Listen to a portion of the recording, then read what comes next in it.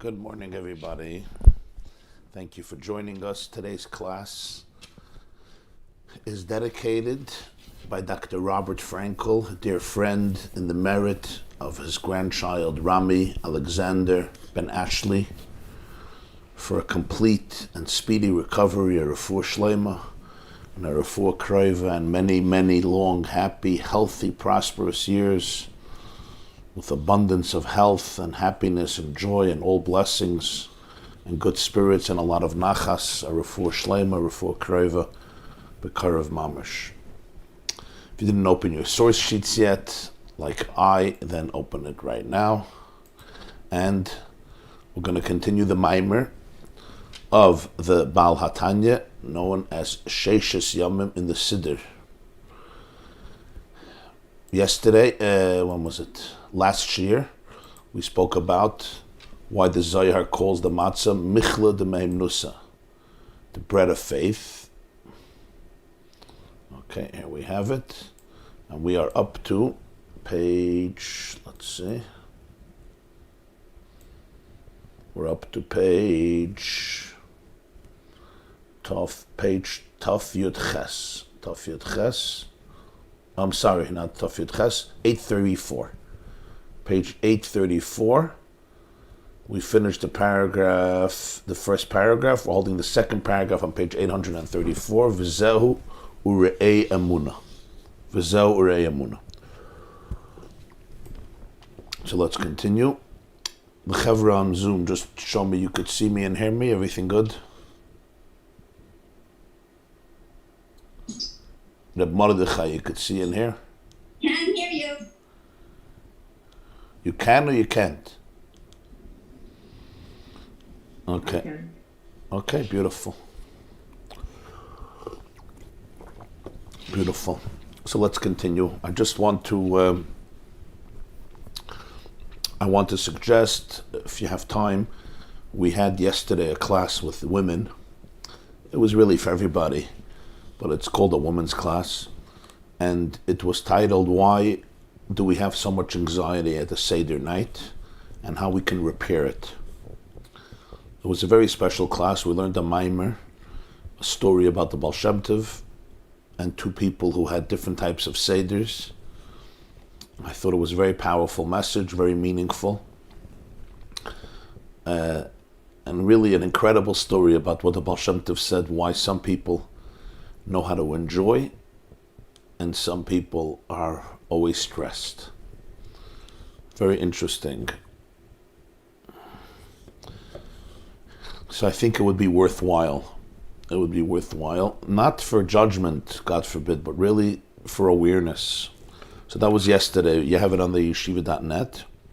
We also had Sunday a very interesting class. It was called The Double Dip of Jewish History, Shabbos Agadol Drasha with the Young Israel of Century City. Really very powerful message about Matbilin, why we dip twice. And then we had also a class on Sunday titled, When I Realize I Don't Need Anything, I Can Be Set Free.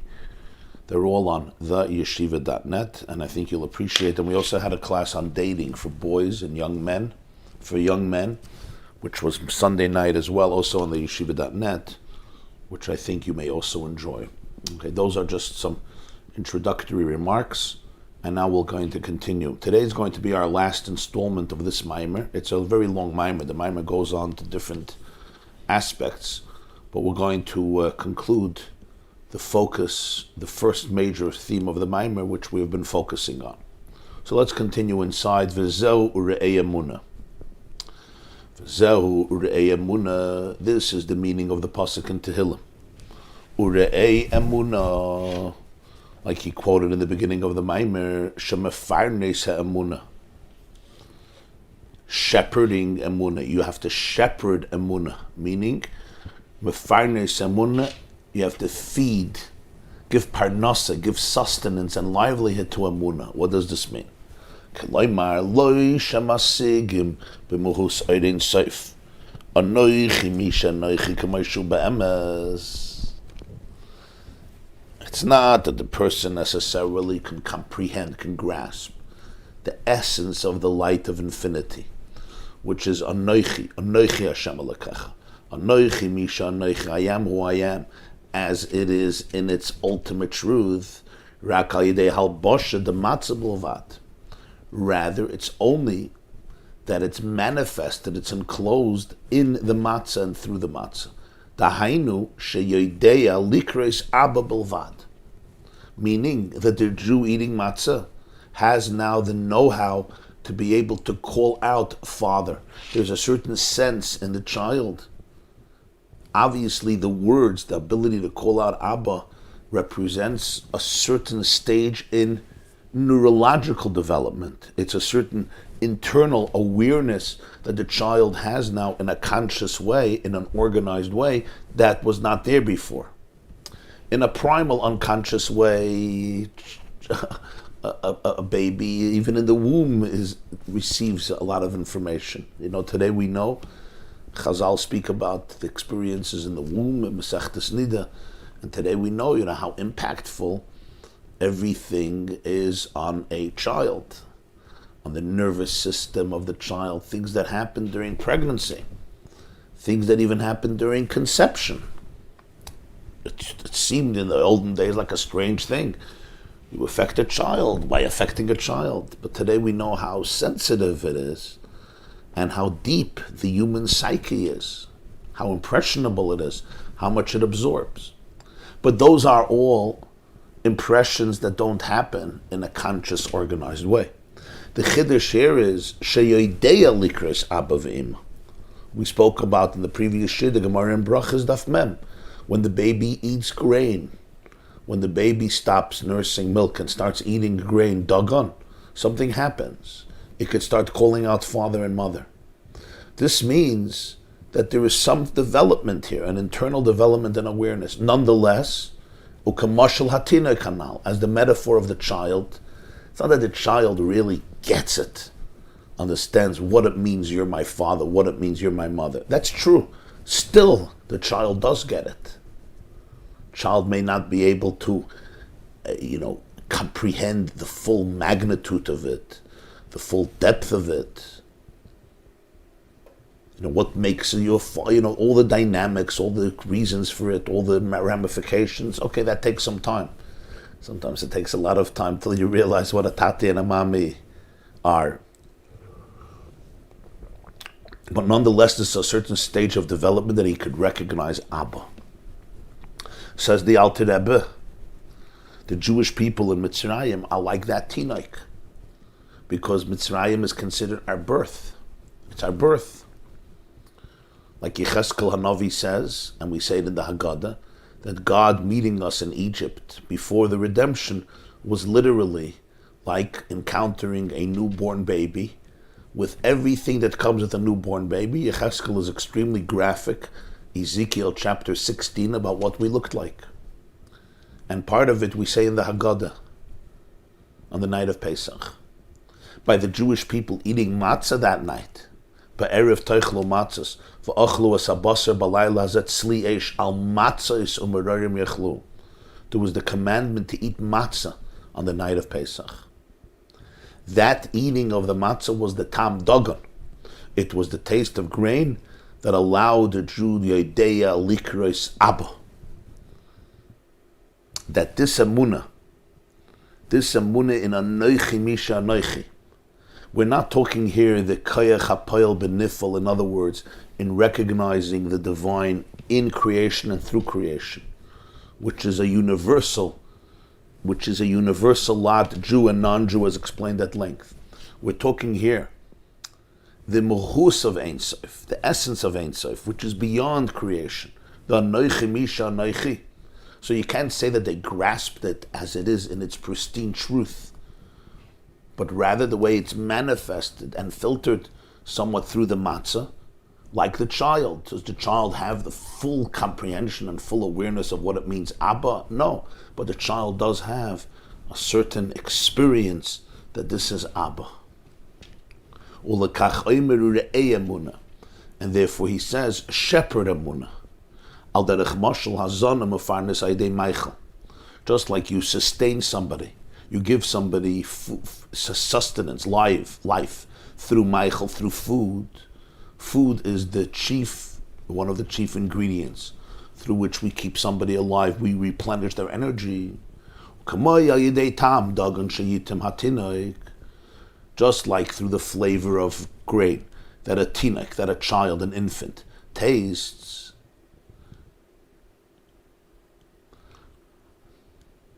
So this is the concept of ure'eh, shepherd.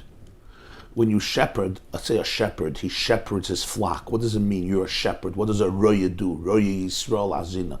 What does a good roya tzayin do? The most important thing is you have to make sure that your sheep, your goats, your cattle, all the animals that are under your domain are being fed, have what they need, are being nurtured. That's what a shepherd does. We have the story of Moshe Rabbeinu. He's identified in Torah as Moshe Haya Roya. Moshe was a shepherd, as the Medrash says. He was always a shepherd. He was created to be a shepherd. And what was his role? His role was to take care of the flock of Yisrael. And there's the famous story in Medrash Rabbi that when one sheep ran away, Moshe pursued him. And when Moshe pursued him, the sheep ran further and further until Moshe found the sheep and lifted up the sheep on his shoulder. This is what Medrash says, and brought it back and told the sheep, I didn't realize you were thirsty. And he went and he found a brook of water, or a stream of water, or whatever it was, and he irrigated the sheep. And that's the quintessential model for a shepherd. And that's when Hashem says, if this is how you treat sheep, you could be the one entrusted to be the shepherd of my people. So a roya is the one who makes sure everybody has the parnasa they need, the sustenance they need. A shepherd means you have skin in the game. You take responsibility. It's your responsibility to make sure that all of the flock have what they need. This is called lefarnes oisem, to sustain them, to give them parnasa. They don't need a paycheck every week, but they need to make sure they have their water, they have their protection, they're not scorched from heat, they're not too cold, they have all the food they need. Ure'ei emunah, you have to shepherd emunah, you have to feed emunah. Emunah also needs a starter. Every Jew has this emunah. As he said, chelik havaya ama, you're chelik elekami mal, and therefore the antenna of a Jew picks up atzmus ein sof. Das is ayid. The neshama of a Jew picks up, it absorbs, it detects atzmus ein sof, and it's not satisfied with anything else, because it senses the truth. But it can be unconscious, or it could be very dormant, or it could not be impactful. It could be very concealed. So the emunah needs nurturing. The word emunah means faith, but the word emunah, it says in Tanya, chapter 42, comes from the word imunim, exercise. Exercise is called imunim, training. La'amen, a coach, a trainer is called ma'amen, right? What does it say in Megillah? Vayhi oimein es hadasa, he Esther. Over there, it's Mordechai took care. He nurtured Esther. What's this idea of imunim or me'amen? It's the idea of training, of doing it again and again and again. In other words, you can have an amazing skill for dancing. You can have an amazing skill for writing. You can have an amazing skill for being a therapist. You can have an amazing skill as a mathematician, or as a musician, or as a novelist, or as a communicator, or as an athlete. But if you don't practice, if you're not amen yourself, you don't do anything with it. And you know, what do they say? The 10,000 hour rule, right? 10,000 hour rule.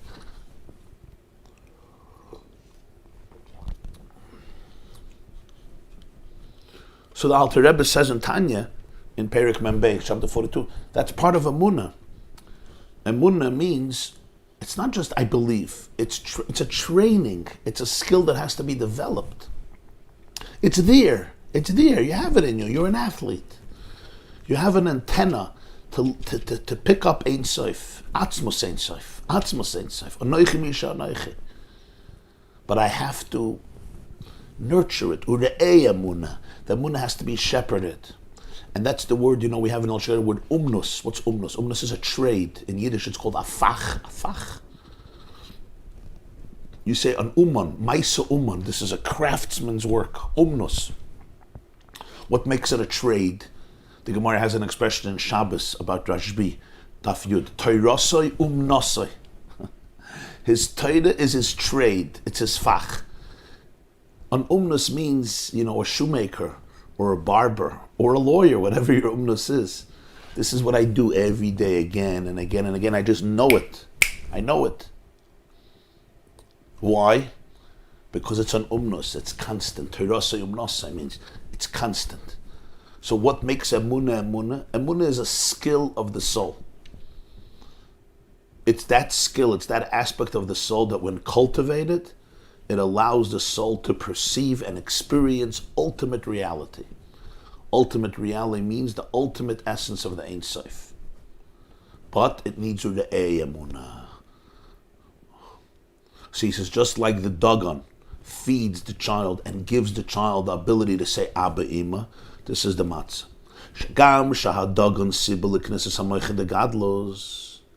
Even though the grain becomes a cause, as the Gemara says, that a child experiences a much higher level of awareness called moichen de gadlos, im kol zeh ein belechem imuhus hachachma. Nobody's going to say that a physical piece of bread captures the essence of wisdom. But somehow it's enclosed in the bread in a very concealed way. But somehow here there is this ability to be able to give it to the child. V'daila meivin. V'ata yuvin pirush re'ei emunah. Now we'll understand what it means re'ei emunah. She'eina pirush emunah hi'araya. It doesn't mean that emunah shepherds us. Elel behepech. She'yesh raya hazona mefarnes emunah. Somebody is a shepherd who sustains emunah. Ubiyir hadavar. The explanation is Knesset Yisrael nikri'as emunah. He said in the beginning of the Maimah that Knesset Yisrael is called Emunah. Why we call them Emunah? Because Knesset Yisrael has the moichin, the awareness, the sensitivity to be able to grasp the truth of Ein Sof. But in order to sustain it, in order to feed it, in order to shepherd it, that it should be more powerful, more alive, more vibrant in a person. Why you need a shepherd. Abba, this shepherd is the father, Sheirish Kol HaAtzilus, which is also known as Chachma, the source of all of Atzilus, Shezonu Mefarnes, Lahalbish HaMoichin Shalei B'chinas Katnos, who wants that the child should be able to have access to it. So you have to feed the child the dagon that can be eaten by the child. You also can't feed a child too much. Even if you're feeding the child oatmeal or whatever it is from the grain, it has to be the baby food, consistent with the age and the composition and the height and the health of the child.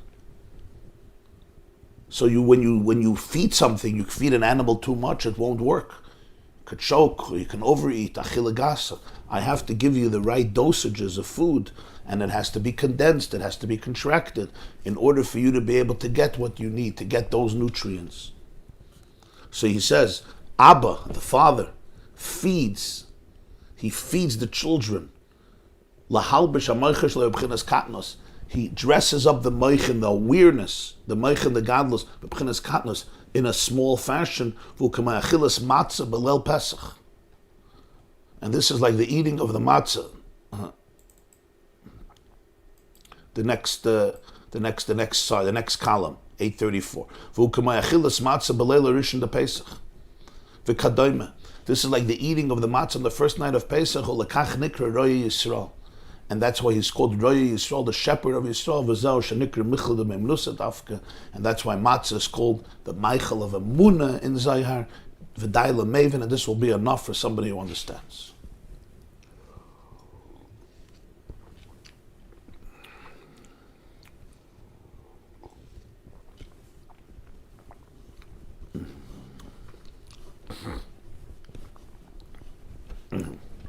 We have to understand why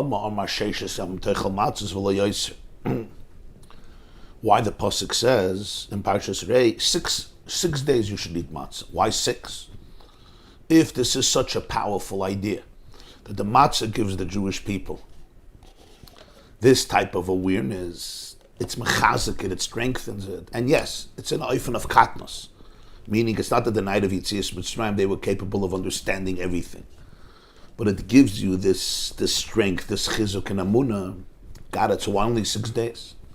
Ha'inyin the yadua, it's known, shemalchus datzilis hanikrim mehim nusa, v'chein knesses Yisrael klulim miyut sfiris. Malchus of Atzilus, which is sometimes called, in Kabbalah, it's called Mehem Nusa, as he brings in the footnotes. And Knesset Yisrael, the Jewish souls, are comprised of 10 spheres, 10 faculties. V'ikir hashvira misibas hasar shebe'isa hayabemidas bilvad. The main brokenness that comes from the yeast in the dough was in the midas. V'hein shisha midas kiyadua, representing the 6 midas, Chesed Gvura Tiferes Netzach Chayd Yisayid. Lekach Nitztavu Lechel Sheishes Yamam Dafka. That's why the Jews were instructed to eat matzah for 6 days because of the 6 midas. Ubiyir Hadvarim, what does this mean? Hine al derech mashal hanal betinek. If we take the metaphor of a child, sheyedeya likras abal kalpana. When he eats the grain, he knows to call out father, mother. In other words, there's a certain stage in his development that he can appreciate, this is my father, this is my mother, and I'm not going to substitute them for anything else. And I know that there's a special connection here, and there's a special bond, and a special relationship, and it's processed in a very, in a very conscious way. It's still called katnos. He's only a baby. He's 6 months, 1 year, 1 year old, 2 years old, when he's saying Abba v'Imma. But nonetheless, there is an awareness here. Yes, it's a small awareness, it's a primitive awareness, it's a condensed awareness, but it's an awareness. But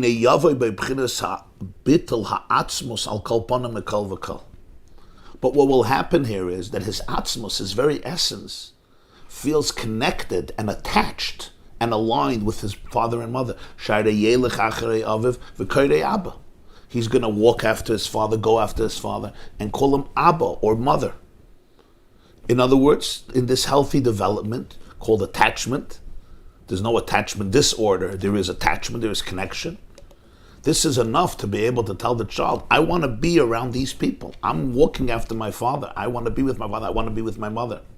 Of course, you need a father and a mother who are attached, not who are out for lunch, and that this creates all types of issues with attachment avoidance and some other things. A child has to be able to feel this connection. And when the child feels this connection, he's not leaving. V'oz, you know what happens then? Kol midoisav hativim yachalafich min hakotzel hakosim v'nebchinas bittul hazeh. So in spirituality, in physically, what this means by a child is it affects the growth of all of his emotions, all of his experiences. It's interesting how the Rebbe should say this, because today this is very big in psychology. All his experiences and emotions are filtered through that attachment.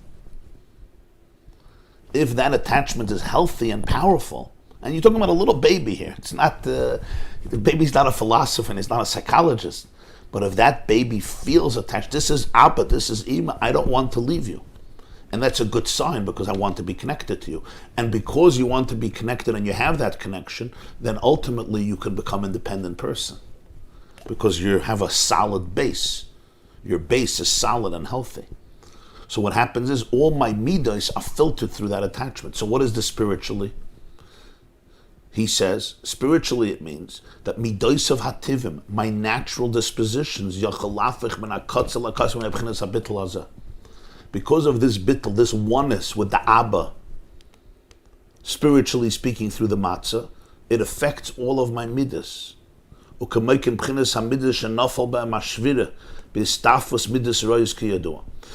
the midas that were affected by the shvira, by the breaking of the vessels. We spoke often about toihu and tikkun. You remember many maimarim that also the maimer sheishes yamim and Lekutei Torah that we learned. It's also a maimer sheishes yamim. You have it also in Lekutei Torah Pesach. We have it on the website. Over there, it's a lengthy discussion about toihu and tikkun. That there was a shvira, there was a breaking of the vessels in the world of toihu, and as a result of that, the midas become broken, and that's what midas rayas are. Midas rayas doesn't only mean bad midas; they mean broken midas. Midas that don't represent the wholesomeness of a person, because all midas rayas come from brokenness. Ra means broken. In Baba Kama we have kaisel ra'ua, a flimsy broken wall. Any midah Any midah you talk about, midah rois, yeah, narcissism. What's narcissism? Narcissism represents the brokenness of a person. There's no attachment. I can't trust anybody or anything. Talk about jealousy. Talk about hatred. Talk about envy, animosity. All of these midas, yeah, arrogance, the need to be arrogant, the need to get validation from everybody and to be at the center of every conversation. What is that? It's a brokenness. It comes from shvira. Any midara you want to identify, you'll see at the core there's a shvira. I'm not recognizing my attachment. I don't have attachment. I don't have attachment with my core, with my source, and if I don't have attachment with myself, so I'm looking. If you don't have the love that you need, if you never got the love that you need, you substitute it by searching for attention. I need attention. The difference between love and attention, of course, is that attention only lasts while you're getting it. The moment you stop getting attention, it doesn't last anymore, right? If I'm desperately craving attention and I give a wonderful speech and I get a standing ovation for 2 minutes, at that moment, I, so to speak, compensated for the void of love, but right after that, it's all over. That's why many musicians, what happens? They're worshipped by tens of thousands of people, but then they go home and they can't deal with it because the void sets back in, but only with much more intensity. Because there was no real connection, there was no real attachment. That's called shvira. It's amazing ideas here. So what happens here is that the midas that had the shvira, and therefore it results in midas rais, broken midas, yuchlu l'ishapech l'kedusha. But they can all be reoriented and be realigned with kedusha, with wholesomeness. Kamoi ba'ava v'yireh l'kis levad. For example, my love and awe should be directed towards truth, elikus, v'loy lehoi v'leira zulose klal v'kadayma. Not to love or fear other things. In other words, he's taking the first two midas, ava and yireh. People are afraid of so many things. I'm afraid of people. I'm afraid of what people are going to say. I'm afraid of how I'm impacting people, what they're going to think of me. Ava, right? This person, all addiction is a form of love. I'm attached to things, but they're all taking me away from what I need. I'm addicted to food. This person is addicted to alcohol. This person is addicted to gambling. Khalila, a person is addicted to certain websites. A person is addicted and has a crush on certain things or certain people, whatever it is, every person. What am I missing? I'm missing the ahava, the real love that I desperately need. The love to truth, the love to elikus, which is my own emes, which is my own pnimius. That's what I'm missing. So this is the moedidik idea of sheishes yamim teichel matzos. Alter Rebbe says, when the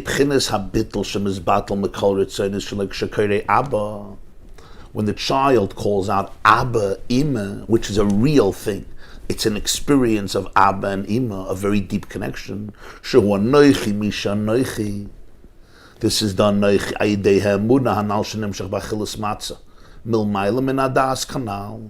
the emunah that comes in through the eating of the matzah.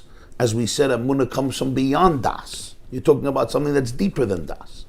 The first level of koyach hapa'el benifel, this is through das, through understanding the flow of energy that's in the world. Even that has infinite levels. But the second idea, the anoichi misha anoichi, this is beyond das.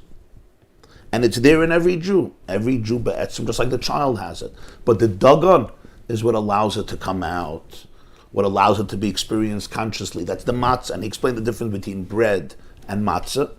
Bread, which has sourdough, which has yeast, blows up. That's already the yesh. But matzah represents the ayin, the original, the core, the essence, chachma itself before bina, which is the nekuda of bittul, which is anoichi misha anoichi. It's beyond language, it's beyond definition, beyond descriptions. Once that happens, yes, sheishes yamim teichel matzos. This matzah can reinfuse the 6 midas of a person. Chesed, gvura, tiferes, netzach, chayd, yisod. Chesed is attraction. Gvura is boundaries. Tiferes is empathy. Netzach is victory. Hoid is submission or surrender or acknowledgement or gratitude. Yisoid is bonding, communicativity. These middas which have been affected by a shvira, by the breaking of the vessels in the beginning of creation, as we learned many times, they could now be sheishes yamim teichel matzahs. 6 days you can eat matzah. Each day represents one of these middas, and you can infuse them with the matzah.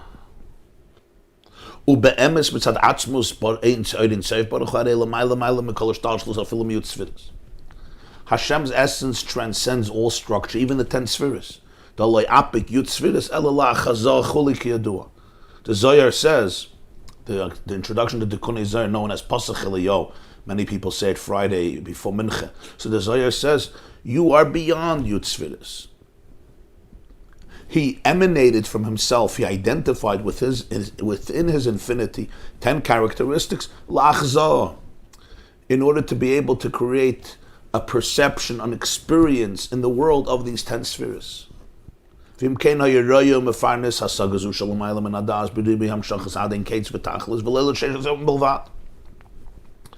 Hashem could shepherd this awareness, which is beyond das, in endless different ways, not only for 6 days. But the recipients can't take it for more than 6 days. So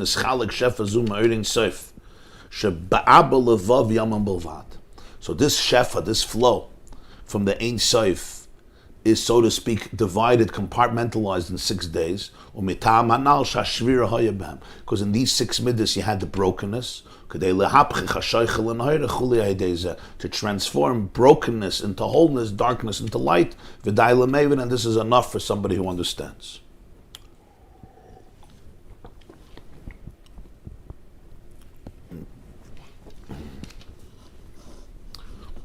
So to summarize very briefly what we're learning here, at least one of the points, a lot of going on there, but at least one of the points.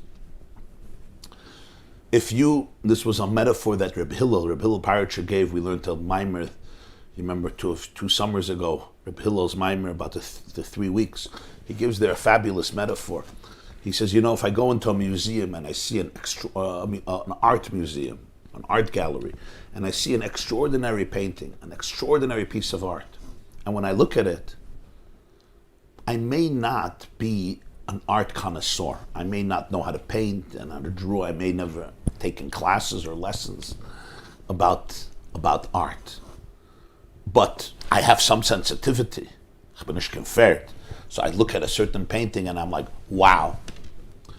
Can I explain what's the wow? Can I explain to you everything that went through the process, that went through the mind of this artist? And I can't. I don't have the information. But I see enough to be able to say, this is something special. This is something unique. And there's an awe there, there's a reverence there. Sometimes you hear something from somebody, you hear somebody communicating. You read something from somebody, you read a book. Even if you may not understand everything, and you may not understand the wisdom of this person completely, but there's enough there to be able to tell me that there's something very special here. But Rabbi Hillel says, but can you know who the person is on his own without the art? No. All I know about the artist is that he or she is capable of producing such a piece of art. Just like when I read your book, I may be very, very impressed. I may be blown away. But do I know anything about you outside of the book? No. Whatever you chose to communicate in the book, I know about. Whatever you chose to convey through the piece of art or through the piece of music, or an architecture through the blueprints of the home, or a contractor through the actual home, or a sculpture through this actual sculptured item, I know that. I know you through your item. I know you through your book, through your music, through your home, through your piece of art, which is amazing, and you may know a lot. But do I know anything about you? Do I know anything about what type of person you are, your struggles, your vices, your virtues, your inner experiences, your childhood, your development, what makes you tick? Who are you in your essence? It may be that for this artist, actually, painting is one of the most insignificant things in his life. He may have so many other talents that are completely beyond what you ever imagined. You know, you read this book, you finish reading a book, and you feel like you're the best friend of the writer. You know that? You read this thick 1,000-page book, and you think you're his best friend, right? But you never met him. You don't even know what he looks like, unless there's a picture. But you don't know what he looks like. Do you know what type of marriage he has? You know what type of person he is? Do you know what other interests he has outside of writing? For him, the whole writing experience may be a very, very little part of his life. For you, it means everything because that's my only access to you. But does it really capture his essence? So Reb Hillel gives this metaphor, and he says this is the two levels the Alter Rebbe is talking about here. The first level is koyach hapoel benifel. I recognize Hashem through the painting. Our world is an amazing painting. It's just a piece of magical engineering. Every cell is stupendous, is a stupendous, extraordinary act of infinite engineering and wisdom. You know, if we only had access to one leaf, if we were born on a planet that had only one leaf of a tree, it would be indisputable proof that there's a creator. Because the wisdom, the engineering that goes into one leaf, you could read about this, is so intricate, is so powerful, it's so incredible, that one leaf of one tree would logically prove to me that there's a Borei Olam.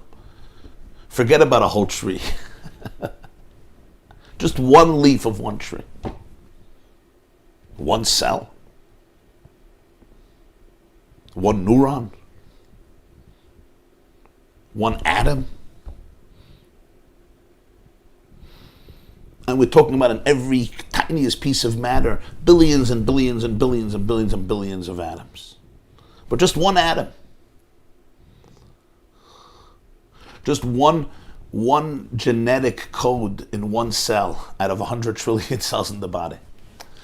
So you could learn a tremendous amount. And if you take this seriously, you come to realize that the world is divine energy. But what about the divine do I know? I know about the artist from the painting. But what about the artist himself? That's Anoichi. So you have B'dvar Hashem Shemayim Nasu B'reishis Bara Elikim as Shemayim V'Saaretz. No small feat. Elikim is quite big. But Anoichi Hashem Elokech. Anoichi Hashem Elokecha. Loi lezois hushpel nefesh Elokis.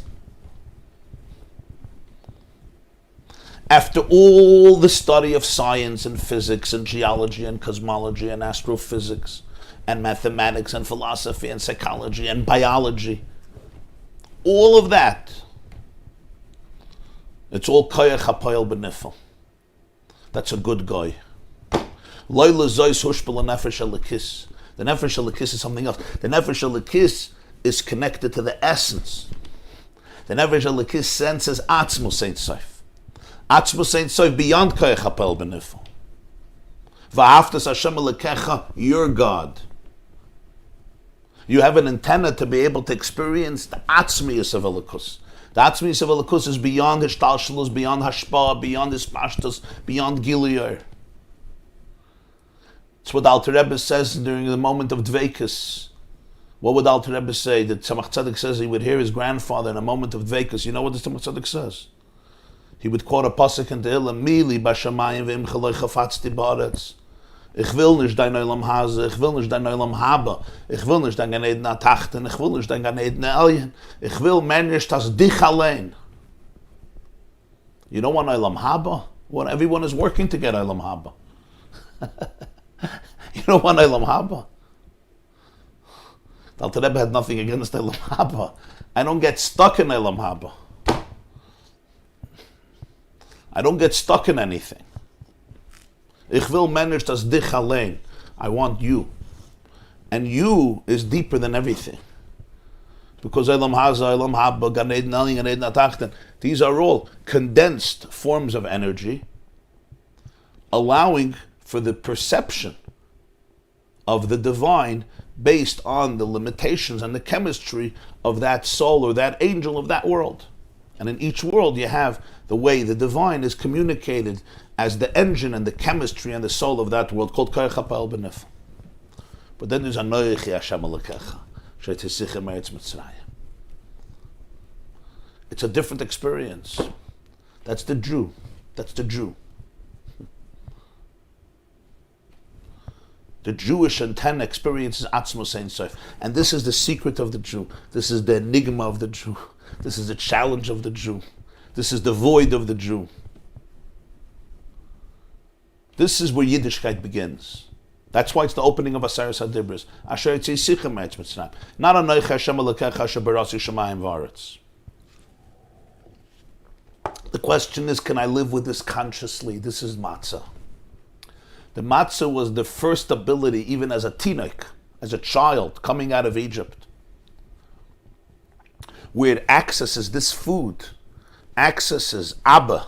Abba means father, Abba means chachma.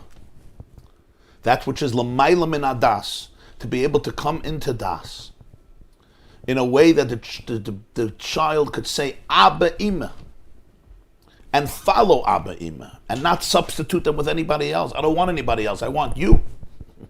Ich will dich allein. What makes you my father? What makes you my mother? I don't know. I can't tell you. I'm sorry. I'm just 1 year old. Don't ask me these philosophical questions. Everything is there. It's there in a way that relates to the child's reality at that moment. That's what happens with eating matzah. Every year, a Jew eats matzah. It's not just you're eating a piece of bread, which is a nice ritual. Estelakus. In the matzah, the Rebbeinu Shalom was mamshech. That's why there's so many halachas about matzah. It's like, calm down. It's not a joke.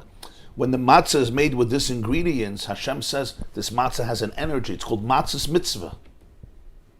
And you make a bracha. Baruch atah Hashem Elokeinu melech haolam asher qadashanu b'mitzvosav v'tzivanu al achilas matzah. Besides the bracha moitzi lachem min haaretz, which is birchas hanenin. Before you eat bread, you make a bracha. Before you eat a vegetable, you make a bracha. That's a general bracha. You make on matzah too. But there's a bracha asher qadashanu b'mitzvosav v'tzivanu al achilas matzah. The matzah is a mitzvah. It's a divine connection. It's not just God told me to eat matzah. The matzah itself is something that communicates, infuses a Jew with something.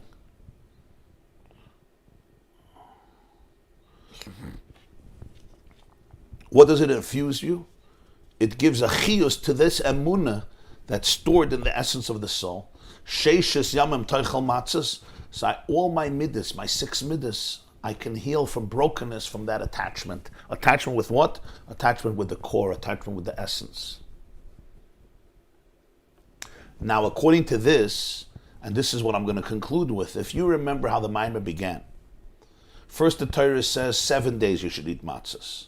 In Parshas Re'eh it says 6 days. So the Gemara says, Davar shaya b'chlal v'yotzim en haklal alamed, lo alamed al atzmi yotzim alamed al haklal kula. It's the whole first shiur at length.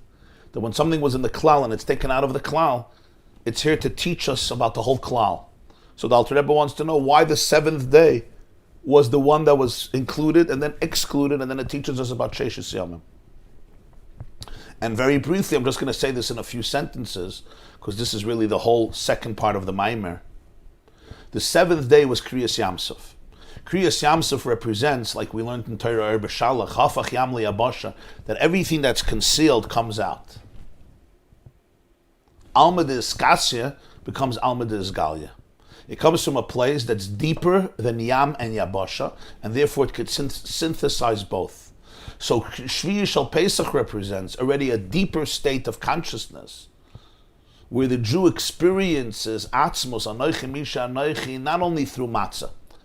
Matzah, that's for the child. The child eats dagon, and in the dagon, he gains awareness, or she gains awareness of Abba and Ima. But that's called katnos, b'chinas katnos. It's the way this ultimate reality is condensed and filtered in baby food. Shvi Shal Pesach is already beyond matzah. That's why achilas matzah is reshus. It's voluntary. During the first night of Pesach, when we're just still in Mitzrayim, I have to eat matzah. That's my access to it. After 7 days, Shvi Shal Pesach is Kriyas Yamsuf. Everything that was concealed could be revealed.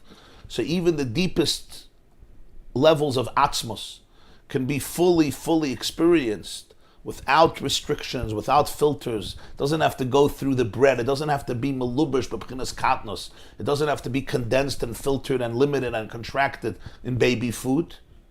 Even though the baby food also gives you the access to Abba v'Imma. But nonetheless, it's like a child. 7 days later, there's a full development of it. And therefore, matzah then is rishus. It's voluntary. Oh, that's only the 7th day. But once you hit the 7th day, you could redefine all the 6 days.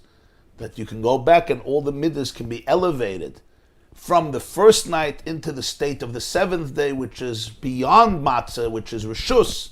It's beyond matzah. The 6 middas all become a reality, a channel for the absolute infinity of Atzmos Ein Sof, and there is complete oneness in the person.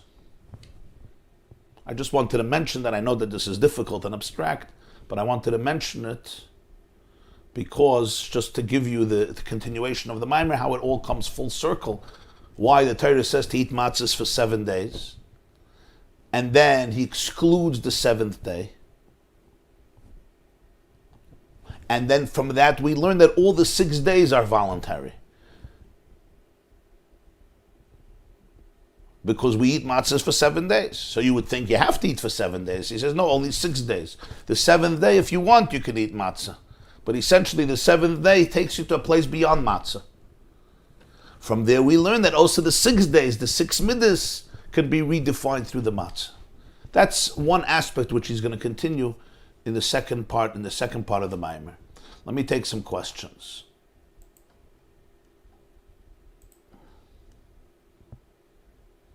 Question number 1. You explained that matzah is not inflated. There's no bloatedness in matzah. Does that represent the fact that despite perfection of time, place, all this is necessary but insufficient, and we have to possess the humility of matzah and the sincerity of a simple Jew who doesn't have an ego? Yeah, the idea of matzah is humility. And he's explaining in this Maimer, what do we mean by humility? Humility here is the concept of chachma, which is before the idea takes shape and develops an ego. In chachma, there's no intellectual ego. Chachma is kayach ma.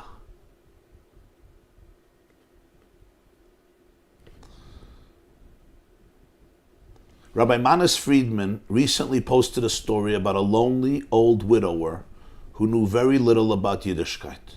He somehow realized it was Seder night. He took out 3 rice cakes and non-kosher wine and an old Haggadah from his mother. That was his Seder. Rabbi Friedman says, maybe God had a lot of nachas from this sincerity, albeit that halachically it was an improper Seder. Maybe God appreciated this more than the technically correct, routine, lavish seders of others. Perhaps.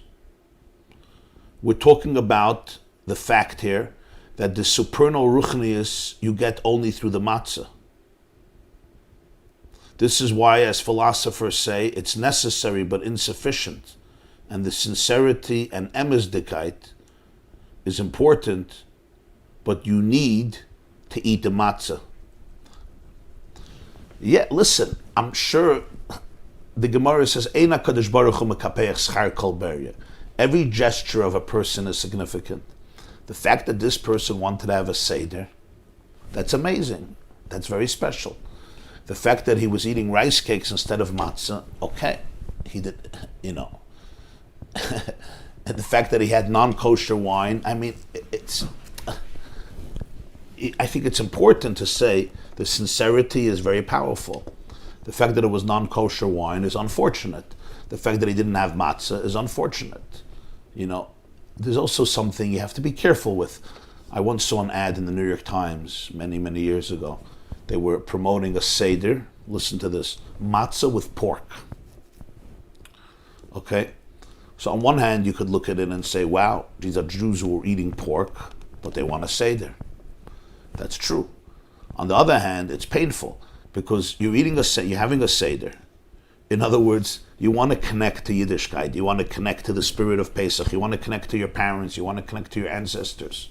But for them, eating pork was something that they wouldn't even entertain. So there's something also sad about that. You understand? Of course, you want to bring out the good and accentuate the good. And Rabbi Yitzchak of Berditchev would be able to say a lot of beautiful things, and so should we. But you also have to recognize, you also have to recognize the pain in that.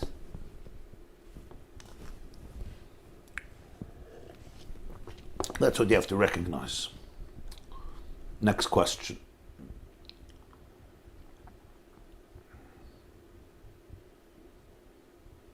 Okay, I see a very long comment on the yeshiva.net. Everybody could read it on their own. And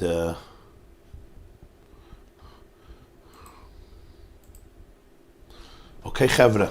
So I'm going to wish you all a beautiful day, and a kosher and a freilich in Pesach for you and your loved ones and your families and your communities and all of us and all of the Jewish people.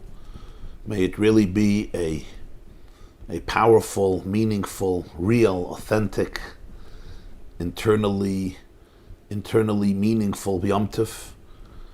And as we learned yesterday in the Maimer, in the women's class, that the Baal Shem Tov taught that the real Seder is the one in which a person can really, really go out of their comfort zone and not live in a world of expectations, but really connect to the reality of the moment, the reality of your children, and the reality of your home, and the reality of yourself.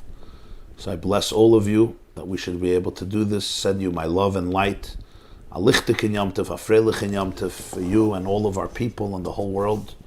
And as we say in the Haggadah, v'noichal sham min hapsachim or min hazvachim. I'm doing it in that order because of the unique Pesach, because of the unique calendar this year, where Pesach begins Mitzvah Shabbos. V'noichal sham min hapsachim or min hazvachim. B'karev b'meira b'yameinu. Amen. Thank you and have a beautiful Yom Tov.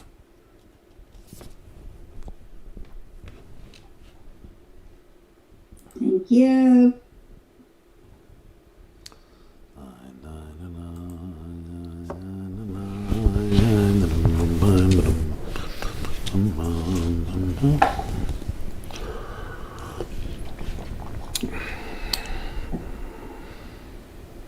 Today is the birthday of the Rebbe, Yud Aleph Nisan.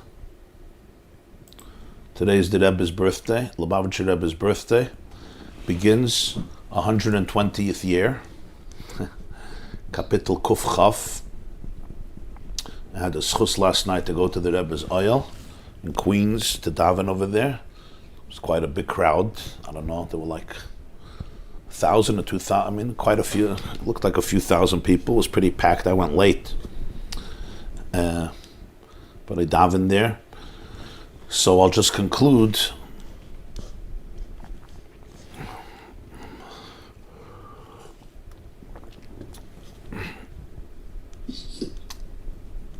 I'll just conclude with a little vart, a little insight that I once heard from the Rebbe in honor of his Yom Haledes, in honor of his birthday.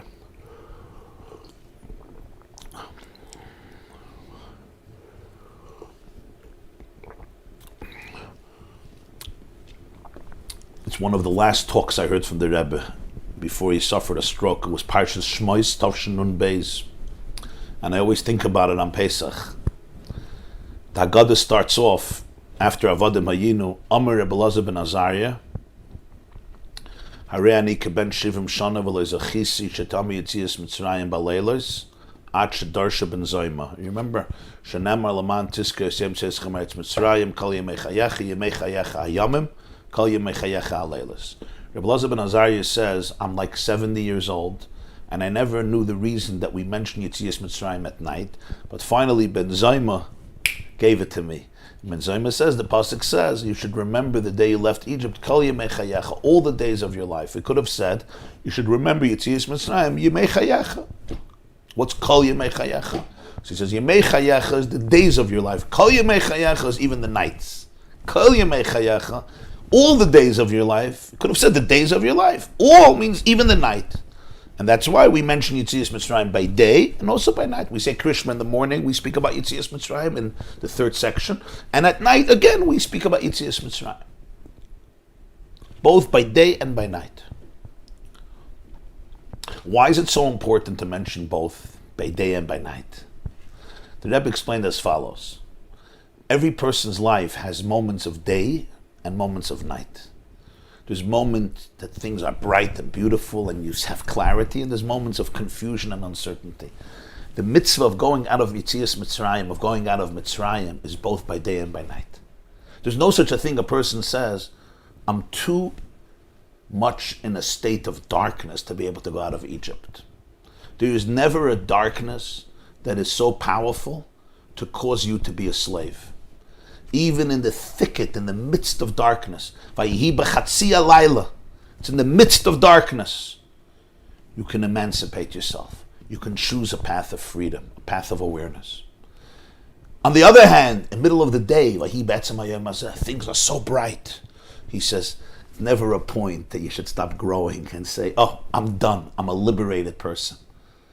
Even in the middle of the night and in the middle of the day, both extremes. Some people say it's too dark, and some people say everything is perfect, and I get stuck in the Mitzrayim of perfection.